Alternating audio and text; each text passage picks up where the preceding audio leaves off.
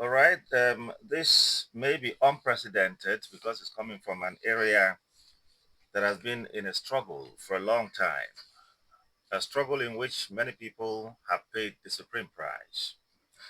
President Bola Tinubu has conferred national honors of the Commander of the Order of the Niger, CON, posthumously on former Ogoni leaders known as the Ogoni Four, Albert Badi, Edward Kobani, Theophilus Oragi, and Samuel Oragi, popularly known as the Ogoni Four, as I said earlier. He announced this on Wednesday when he received the report of the Ogoni Consultation Committee at the Presidential Villa, Abuja. The president also, when I read this, my mind very quickly went to Ken Saro-Wiwa, and I was like, Ogoni Four, what about Ken? Only to be told, because I forgot in honesty, that he had been, given this same award before. June 12th this year. Hmm. Okay. I think this is more like independence or part of the independence celebrations. But again, it would be heartwarming for the people of Ogoni land. The president talks about environmental degradation. He talked about oil exploration returning to the area and all that. But I wish to say quickly that when President Buhari came, our lady who is in the United Nations today as Assistant Secretary General, Amina Mohammed, was the Minister for Environment at the time. And she led, a team that was supposed to champion, the cleanup of Ogoni land. We haven't heard that that has been done. And so if you're given an award, fine and good, but I think first on the list should be the environmental degradation. Can the people there go back to fishing again? Can the people there go back to farming?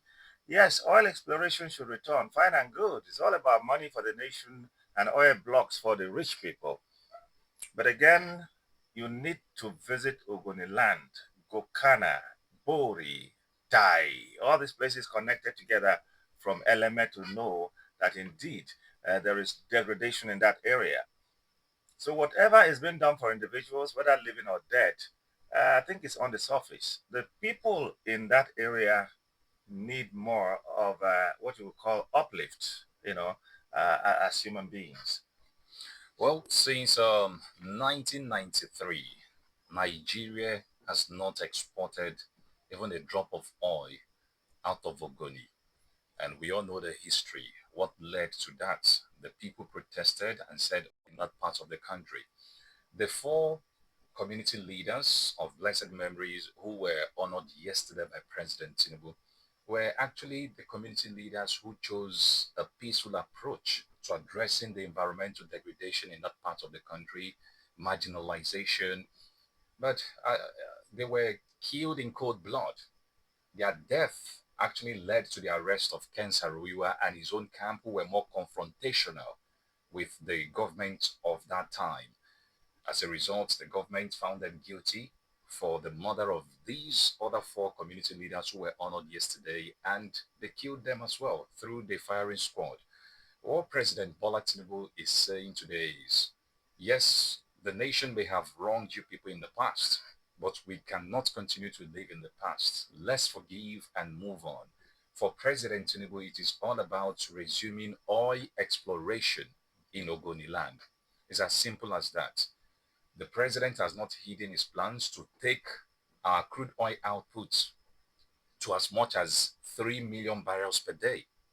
When he came on board in 2022, we're doing about 900,000 barrels per day, 1.1 million barrels per day. We never went beyond 1.1 million barrels per day.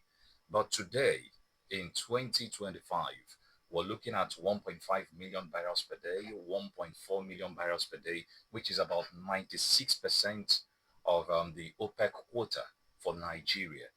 So beyond the revenue that would accrue to the federal government, the truth is, Ogoni people need government presence.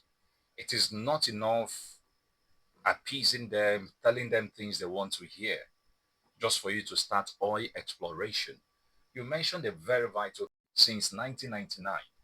Any president that comes will say, hey, we will clean up Ogoni. Any president that comes, the same thing. How big is Ogoni that it is taking forever for that place to be cleaned up? Also, you take a look at the infrastructure there. The last time I saw a video out of that place, you weep for the people who God blessed with oil. If you take pictures out of the Niger Delta, compare it with pictures coming out of Abuja. So it says a lot about us as a people. If Abuja could be this good with money gotten from the Niger Delta, why can't the Niger Delta look better than Abuja? So we need a political will, we need sincerity, we need honesty. Otherwise, if you tell the people what they want to hear today and they give you the benefit of doubt, if they don't get to see some of these developments happen within their community, you cannot rule out the place of agitation. They will start agitating once again, lives will be lost, investments would amount to waste. So we don't want that again. Let there be genuine intention on the part of the government this time around. Well, I happen to have traveled a lot, particularly in the southern flank of this country. When I went to these areas I had mentioned earlier, the ties of this world, the Buri, the Bukana, the Ogoni we're talking about, going through the creeks to Opobo, and of course, using a flying boat, the local one. I got to know that some people are actually the ones making us Nigeria, True. yet they are suffering. It's such that almost everyone you see there is, when you hear of black, there are True. there are real black people, as in black. True. The forests are black. Same as when I went to Yenagoa and I saw my job brothers, I was like, I thought these people have fair complexion people. I was so fair in my blackness that when I was passing on the road, people would be staring at me. One, my height and my complexion, which is black, by the way, but theirs blacker. And so when I saw it, Senator Lee Meba, I said, "Ah, Oga, so when I get people will be like Oibo like this for here too." Anyway, I think there is no political, mimicking or games about these people. It's like what we say in Abia here when you talk about Ukwa Okwa. East and West. Exactly.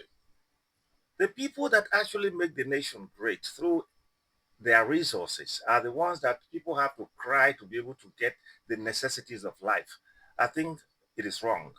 And if President Bola Tinubu can live up to his speech like he made yesterday, I want to believe that maybe we'll look back and say, okay, let's forgive and forget because these people actually need something. Indeed. It's so much that most of the people from these areas, when they find themselves in the city of Port Harcourt, they really don't want to go back.